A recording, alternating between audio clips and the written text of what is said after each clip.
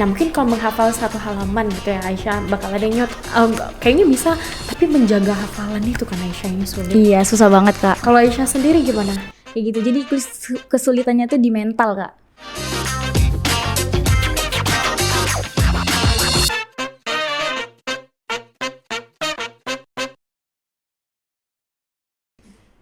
Hai, selamat datang di YouCast. Balik lagi bareng aku Yoli. Dan hari ini di YouCast kita kedatangan seorang perempuan cantik, masih remaja juga, dan pemenang juara 1 MTKH Kota Tanjung Pinang cabang tilawah dan hafalan 5 juz Quran. Ada Nurul Aisyah.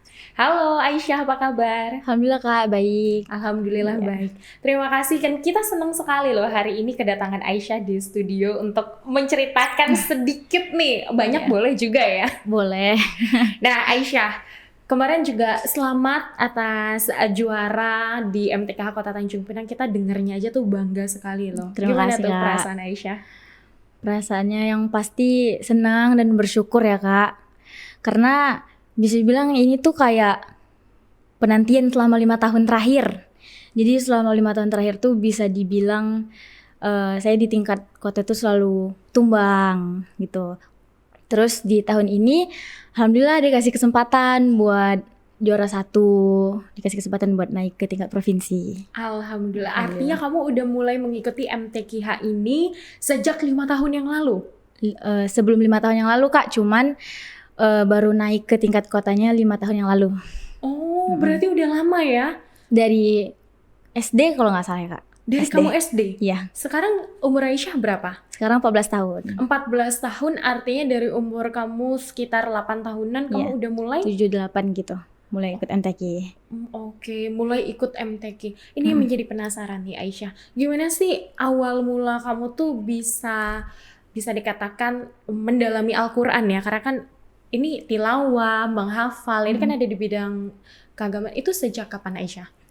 Sejak kecil Kak, nah itu tuh dari keluarga sendiri sih Kak. Jadi keluarga itu benar-benar mendukung saya buat kayak ke Quran, lomba-lomba kayak gitu. Jadi pertama kali ikut MTQ itu tuh memang udah ada inspirasi sendiri dari kakak saya.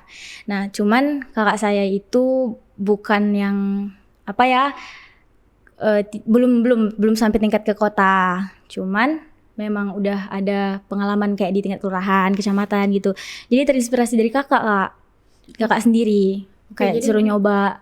Jadi memang Al-Quran itu sangat dekat dengan Aisyah dari Aisyah kecil sekali ya di keluarga. Iya. Nah, emang udah diajarin. Oh gitu. Pada saat itu siapa yang ngajarin? Orang tua atau kakak atau mungkin ada guru ngajinya? Orang tua Kak, bapak sama kakak. Oke, itu atas permintaan orang tua atau emang permintaan Aisyah sendiri? Minat sendiri sih Kak. Oh, minat sendiri. Ya. Nah, awalnya sulit nggak menurut kamu? Atau seperti apa tuh? Awal mulai belajar. Enggak sih Kak, karena kan minat sendiri nih. Jadi kayak karena kemauan sendiri enjoy aja. Kayak nyaman. Kalau sulit pasti ada, kayak namanya belajar ya Kak. Jadi agak kalau ada yang ribet tuh ngeluh kayak aduh gimana sih. Tapi kayak karena minat ya Kak. Jadi kayak ya udahlah nggak apa-apa, aku suka kayak gitu. Nah, itu kan tadi sempat cerita ya, awal 5 tahun yang lalu itu baru masuk ke tingkat kota. Dan selama itu ada di kecamatan dan juga tingkat kelurahan. Itu kenapa kemarin sempat baru 5 tahun tuh baru bisa masuk ke MTKH? Apa tuh kesulitan pada saat itu? Jadi dulu tuh karena mentalnya mungkin belum terbentuk ya Kak. Jadi dulu pernah waktu di tingkat kelurahan ya kalau nggak salah. Itu tuh kan kalau MTQ tuh ada lampu-lampunya nih Kak, kayak lampu hijau, kuning, merah gitu. Itu tuh baru-baru ada tuh, baru-baru awal saya ikut MTQ. Nah, lampu-lampu itu tuh gunanya buat kayak penanda gitu loh Kak. Misal kayak kalau lampu hijaunya hidup, itu artinya kita memulai bacaan. Terus kalau lampunya warna kuning, itu udah kayak persiapan nih udah mau penutup. Nah, kalau lampu merah baru udah shadaqallah gitu. Nah, di situ karena mental saya masih agak leto ya Kak, jadi saya grogi, nggak bener gitu lampunya, udah lampu merah pun saya masih tetap lanjut baca nih, kayak gitu. Jadi kesulitannya tuh di mental Kak. Oke, belum jadi pada terbentuk. saat masih kecil itu mental, dan baru 5 tahun terakhir ini mental kamu menjadi lebih strong Iya. gitu ya, dan jadi lebih percaya diri. Nah, pada saat awalnya dari mental kamu yang masih belum seperti hari ini, itu gimana tuh penguatan mental Aisyah sampai akhirnya percaya diri ada di panggung sebesar itu, disaksikan banyak orang, itu gimana? Karena adanya di belakang ini orang-orang yang support.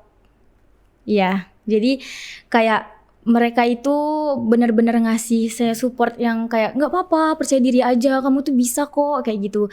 Padahal kalau mau dibilang kayak Kak, diri saya sendiri tuh kayak, aduh aku nggak bisa, gimana ya nanti, takut kayak gini-gini kalau nampil gitu. Tapi karena adanya mereka yang kayak nggak apa-apa, kamu semangat aja, bisa kok, percaya diri aja gitu. Dari Oke. keluarga, teman. Itu keluarga dan teman adalah supporter terbesar kamu Iya ya. Kak. Nah, sebenarnya kalau di MTKH sendiri itu kan ada banyak cabang ya perlombaannya ya. Nah, kenapa kamu milih tilawah dan juga tadi hafalan 5 juz Quran? Sebelum saya masuk ke cabang ini, saya dulu pernah di cabang tartil dan tilawah anak-anak putri, Kak. Oke, kalau tartil itu apa tuh? Mungkin boleh dijelasin tilawah apa ke teman-teman kita? Kalau tartil itu lebih ke kayak lagu murotal, Kak. Kan kalau tilawah itu yang mendayu gitu ya, Kak. Kalau tartil tuh gimana ya? Lebih yang kayak rancak gitu, Kak, lagunya. Bukan rancak. Lebih kayak gimana ya, Kak? Murotal, gimana murotal? Oke, mungkin gitu. Kayak orang ngaji biasa gitu, cuman masih ada tingkatan lagu-lagunya. Kalau tilawah ini lebih sulit sih Kak, kata saya, soalnya harus benerin tempo lagi, power suara kayak gitu. Oke. Berbeda. Jadi akhirnya kamu memilih tilawah dan menghafal Quran 5 juz. Iya, ini saya baru ikut ini 2 tahun terakhir. 2 tahun terakhir. Semalam sama tahun ini. Tahun kemarin gimana tuh? Juara berapa? Tahun kemarin juara 2. Oh, keren. Akhirnya ada peningkatan ya. Iya, alhamdulillah. Dan selanjutnya setelah lolos di tingkat kota, kamu akan bertanding di tingkat provinsi. Iya, Kak. Itu kapan? Provinsi katanya akhir bulan Mei ini, tanggal 30 kayaknya Kak. Itu bakal diadain di mana? Di Lingga. Di Lingga. Ya, insyaallah. Wah, oke. Selamat, dan ini menjadi pertanyaan nih. Sebenarnya kalau sebelum lomba Aisyah, seperti apa sih persiapan Aisyah? Persiapan untuk tampil ya Kak? Benar. Persiapannya ya pasti tergantung kan, kalau apa ya Kak, nampil itu dikasih makro surah gitu ya Kak, buat dibaca nanti. Kalau persiapan itu ya untuk hafalan ya pasti mandiri Kak, cuman ada guru tahfiz saya juga yang ikut melatih hafalan saya.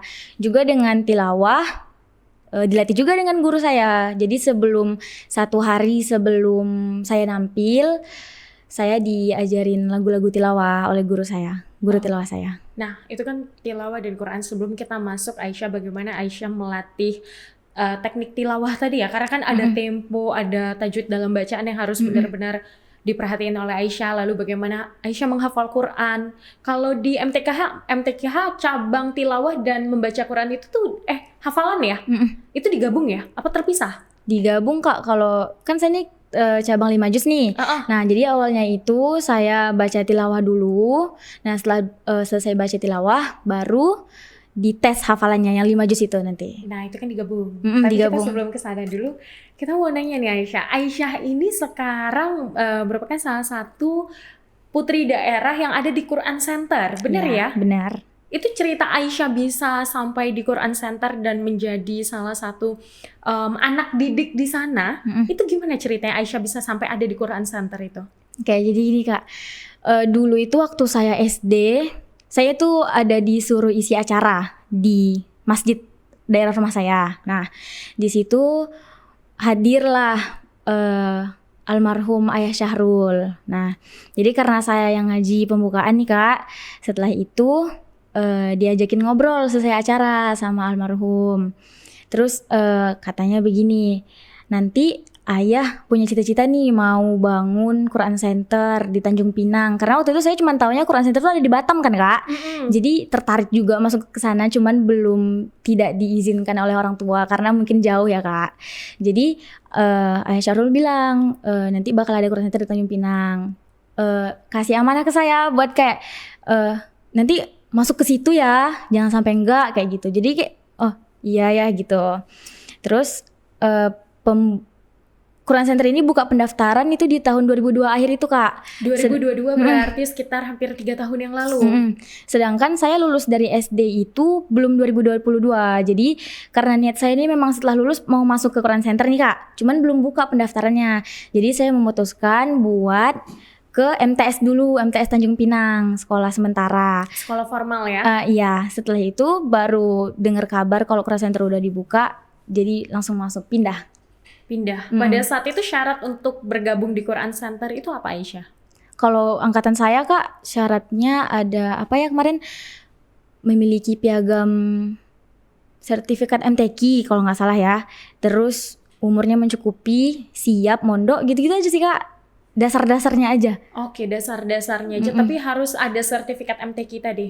Diusahain ada. Oh, diusahakan ada. Pada saat itu persaingannya seperti apa Aisyah untuk masuk ke Quran Center? Sebelum saya dinyatakan sebagai santri di sana itu saya diwawancara dulu Kak. Jadi setiap santri tuh kan ada link tuh Kak buat daftar. Nah jadi di situ ada beberapa orang yang daftar, saya salah satunya. Terus setelah itu disuruh ke kantor wali kota Tanjung Pinang. Itu diwawancara oleh guru tahfiz saya sekarang, Ustadz Mansur.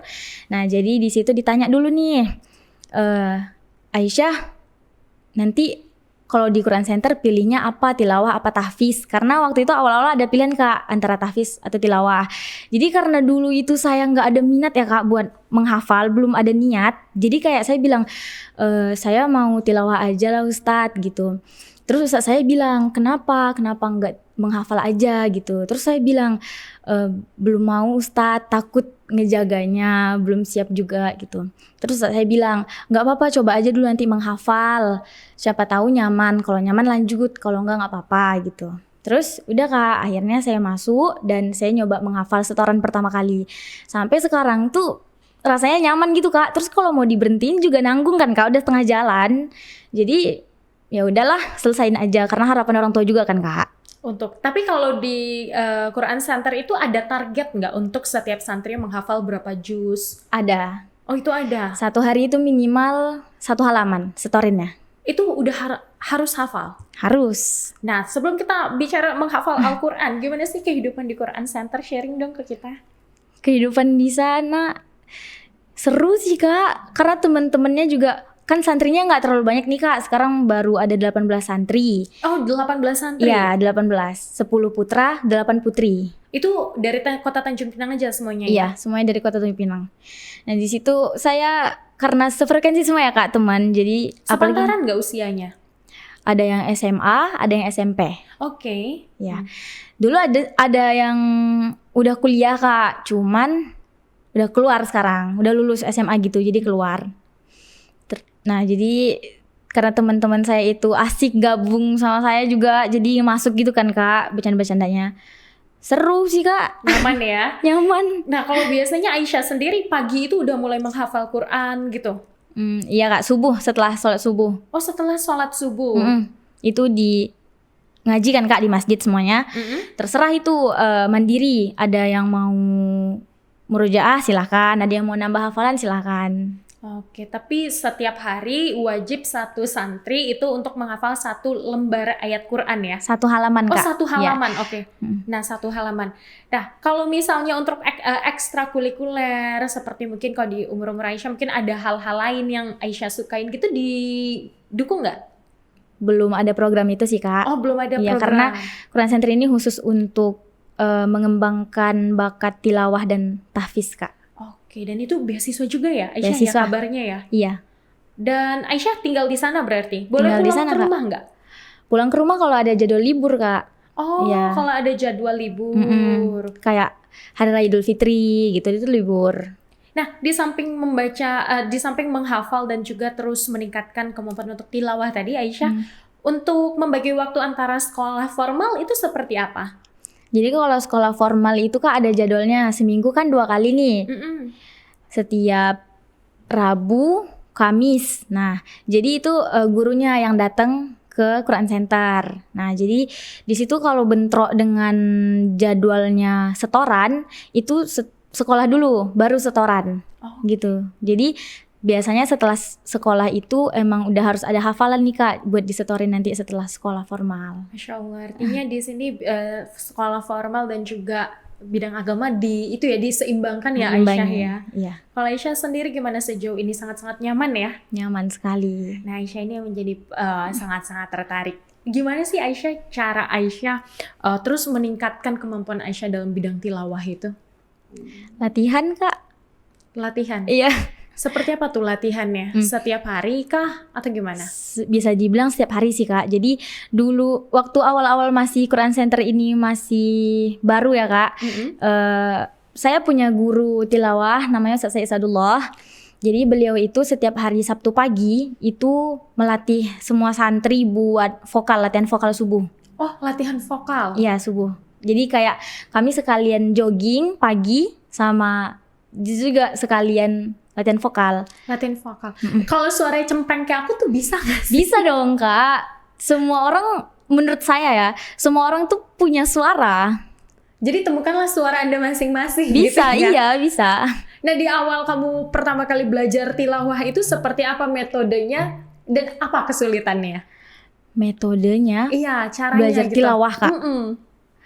Aduh gimana ya Kak, kalau metode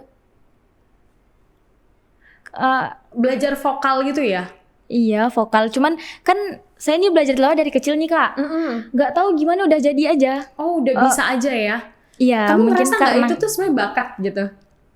ngerasa. Oh ngerasa ya? Iya, karena didukung sama keluarga juga. Oke. Kalau misalnya kayak tiba-tiba mungkin di usia teman-teman yang udah lumayan mau belajar tilawah, menurut kamu bisa? Bisa banget. Share salah satu tipsnya menurut kamu jadi langkah pertama untuk kita bisa belajar tilawah. Kalau buat awal-awal, yang pasti niat dulu dong Kak. Soalnya kalau nggak niat susah kan Kak. Iya betul, Iya. niat adalah yang utama ya Aisyah. Terus abis itu dicoba-coba dulu. Gimana ya Kak? Dicoba-coba dulu. Terus latihan vokal. Vokal itu penting banget sih Kak. Terus ngikutin variasi orang. Kita kalau punya HP nih pasti kalau di sosmed buka-buka kayak ada yang ngaji tilawah.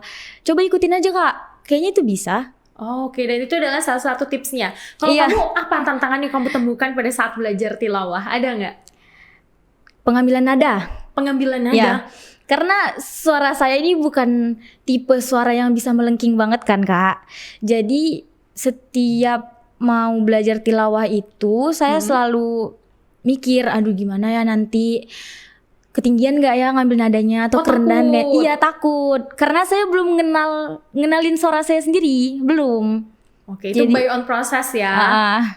Nah, Aisyah, terus Aisyah yang menarik itu tadi salah satu metode dan juga tantangan yang Aisyah hadapi, dan Aisyah belum puas juga tadi artinya ya dengan kemampuan seperti ini, padahal udah keren banget dan juara 1 loh, luar biasa. Nah tadi kan kamu sobat tahfiz itu bilang ke ustadznya kalau saya belum berminat, kok sekarang udah bisa 5 juz? Karena dijalanin aja Kak, dijalaninnya tuh juga karena kan setiap hari ada target nih Kak, kayak satu hari satu halaman, jadi kayak mau nggak mau dan lama kelamaan ketemu titik nyamannya sendiri. Apa tuh yang menjadikan titik balik Aisyah yang pada akhirnya merasa takut tiba-tiba nyaman? Pas di menghafalinnya Kak. Nyaman salah satunya juga karena keluarga saya support saya buat menghafal. Jadi kayak keluarga saya itu memperlihatkan kalau mereka itu cukup bangga dengan saya yang menghafal. Jadi kayak setiap anak pasti pengen ngebuat keluarganya bangga kan Kak? Iya pasti. Jadi saya punya rasa itu yang kayak, aduh keluarga aku suka nih kayak gini. Lagian aku juga mampu, bisa dibilang mampu. Terus teman-teman juga kan bareng kan Kak ngafalnya nggak sendiri. Jadi nggak terlalu berat, nyaman. Dan sekarang udah 5 juz. Insya Allah. Itu 5 juz itu 2 tahun belakangan ini artinya ya Aisyah ya? Iya Kak. Nah untuk metode hafalnya itu tadi yang 1 juz bukan 1 juz 1 halaman setiap hari. Ya 1 halaman setiap hari. Dan itu nanti dibacakan di depan gurunya ya? Iya di storyin gitu Kak. Terus nanti abis itu dicatat. Nah mungkin kalau menghafal satu halaman gitu ya Aisyah bakal ada yang kayaknya bisa, tapi menjaga hafalan itu kan Aisyah yang sulit. Iya, susah banget Kak. Kalau Aisyah sendiri gimana? Share dong tips bagaimana menjaga hafalan Al-Qur'annya. Menjaga hafalan, ya buat yang penghafal pasti tahu dong. Yang pertama murojaah, rajin-rajin, harus banget itu. Jadi kalau prinsip saya sendiri itu saya meluangkan waktu Kak. Saya harus bisa mengontrol diri saya di mana saya main, di mana saya harus menghafal. Jadi harus ada waktu sendiri gitu. Oke, jadi kamu membagikan waktu antara kamu main sama kamu menghafal. Ya. Biasanya dalam sehari kamu ngambil berapa waktu tuh untuk murojaah tadi terus menghafal hafalan yang sudah lama? Setiap hari itu kan setiap subuh pasti ada kelas nih Kak, ada di masjid itu ngaji semua. Nah, jadi itu salah satu waktunya. Terus setelah itu mungkin pagi sarapan, habis itu kalau ada kelas, nah di situ juga waktunya Kak. Habis zuhur tuh kan memang waktunya istirahat ya Kak, tidur. Nah, kalau sore ada kelas tajwid. Di situ juga metode ustadz saya dalam mengajar tajwid itu kayak dibaca satu-satu, tadarus gitu Kak, terus disimak sama ustadz saya. Kalau udah bergilir gitu Kak, jadi kalau giliran saya udah selesai, saya bisa meluangkan waktu pas mereka lagi baca, saya bisa ngaji sendiri dalam hati. Oh, ngaji sendiri dalam hati. Aisyah pernah jenuh nggak? Jenuh pasti pernah dong Kak. Jenuh di Quran Center atau pas menghafal? Jenuh pada saat menghafal. Pernah banget. Terus gimana Aisyah menyelesaikan permasalahan jenuh tadi? Makan. Makan? Iya. Karena makan itu pembalik mood banget Kak. Kayak jadi semangat. Perut kenyang jadi kayak wih seneng nih, udah gitu aja, gampang. Sesimpel itu ya, Iya. anak sosial kamu menyelesaikan jenuh dengan makan, mood kamu balik lagi. Iya, atau enggak ngobrol bareng temen, kayak bercanda dulu gitu. Oke, jadi kalau misalnya jenuh, tinggal ngobrol aja. Iya, terus nanti lanjut lagi. Oh, itu kan menjadikan balik lagi mood kamu. Aisyah, kamu sekarang muda banget dan kamu tuh udah luar biasa dengan pencapaian hari ini. Aku bangga banget Aisyah. Alhamdulillah, Masya Allah ya, keren sekali. 14 tahun sudah menghafal 5 juz di tingkat MTKH pun udah masuk provinsi. Ada target gak Aisyah ke depannya? Target untuk Aisyah sendiri? Buat diri sendiri ada dong Kak. Apa kalau boleh tahu? Apa ya? Target dalam menghafal atau tilawah Kak? Boleh dua-duanya. Kalau tilawah saya sangat-sangat berharap ini saya mau sampein target saya. Pokoknya mau nggak mau harus bisa tinggi, nada tinggi. Soalnya sering insecure Kak sama teman-teman. Kayak teman-teman saya tuh Masya Allah banget Kak. Teman-teman saya lebih Masya Allah dari saya. Jadi kalau ngelihat mereka lagi tilawah nih, kok bisa sih nadanya tinggi banget? Aku juga pengen. Kamu rendah hati banget nih, padahal kamu udah luar biasa. Enggak, emang beneran. Enggak terlalu bisa melengking. Emang tipenya seperti itu. Entahlah mungkin karena kurang percaya diri juga sampai sekarang. Jadi targetnya pengen punya suara tinggi tadi itu pasti bisa dilatih si Aisyah. Kalau tadi hafalan gimana? Kalau hafalan juga punya target. Targetnya itu sebenarnya diminta sama orang tua, cuman saya nggak membebani itu.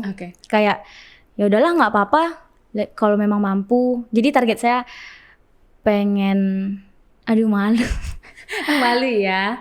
Tentang menyelesaikan hafalan ya Kak. Oh, pengen menyelesaikan hafalan. Nah, dalam waktu dekat ini kan bakal MTKH tingkat nasional. Ada target juara yang kamu kejar atau slow aja?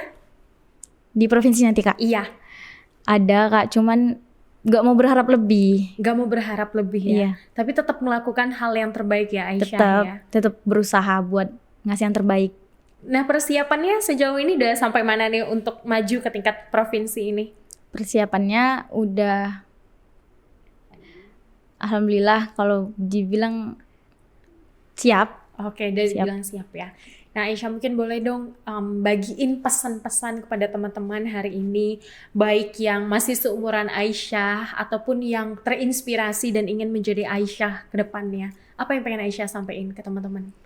Buat teman-teman yang sekarang lagi sedang berjuang menghafal juga, semangat, jangan pernah putus asa. Karena saya sendiri udah ngerasain nikmat dan berkahnya Quran di hidup saya Kak. Jadi harus percaya sih kalau Quran itu benar-benar bisa mengubah hidup kita. Quran itu bisa mengubah kita menjadi lebih baik lagi. Pasti setiap orang kan punya keinginan buat menghafal Quran sampai khatam nih, buat ngebagain orang tuanya. Harus semangat, nggak boleh putus asa, nggak boleh putus asa. Kalau ngeluh boleh pasti, karena pasti ada capeknya juga. Cuman habis itu ya harus bangkit lagi, karena kalau kita udah terjun ke dunia Al-Quran, kita udah harus siap untuk mewakafkan separuh hidup kita untuk Quran. Masya Allah, keren banget. Nah, Aisyah tadi ini menarik. Ada berkah mempelajari Al-Quran di hidup Aisyah. Sharing dong ke kita, apa sih yang Aisyah rasakan sebelum dan sesudah menghafalkan Quran? Sebelum menghafal, saya ngerasa rumit banget Kak. Kayak hidup, walaupun masih kecil ya Kak, saya sadar nih saya masih kecil juga. Mungkin kalau orang denger kayak, apaan sih masih kecil udah kok ngerasa gitu banget. Cuman saya ngerasa sebelum menghafal itu kayak ada aja, aduh gimana ya Kak, ada aja gitu loh. Oh, lebih mudah lagi ya kehidupan Aisyah dengan menghafal bakal dipermudah banget kalau setelah menghafal ini. Ngerasa banget. Nah, ini terakhir Aisyah, untuk orang-orang yang mendukung Aisyah sampai ada di tahap yang bahkan mungkin Aisyah nggak pernah membayangkan ya dalam hidup sendiri, orang tua, guru-guru Aisyah, ustadz dan rekan-rekan, apa yang pengen Aisyah sampaikan ke mereka? Terima kasih buat keluarga dan orang tua yang pertama, terus buat saudara-saudara di rumah juga, kakak-kakak, abang-abang, adik. Terima kasih karena udah support sampai sekarang. Nggak pernah nuntut. Mereka nggak pernah nuntut saya. Jadi selalu kayak ya udah nggak apa-apa, mana nyamannya aja jalani, yang penting baik gitu. Terima kasih buat keluarga yang pertama. Terus yang kedua, terima kasih banget untuk Ustadz Ustazah, guru-guru saya seperti Ustadz Mansur, Ustadz Sadullah, Ustadz Isa, dan Ustazah Devi. Terima kasih atas ilmu-ilmu yang telah diberikan kepada saya selama hampir 3 tahun ini. Benar-benar berpengaruh sekali di hidup saya. Saya sangat-sangat bersyukur mempunyai guru yang seperti mereka, yang hebat sekali Kak. Dan saya juga ingin berterima kasih kepada teman-teman saya, teman-teman kamar yang selalu support saya.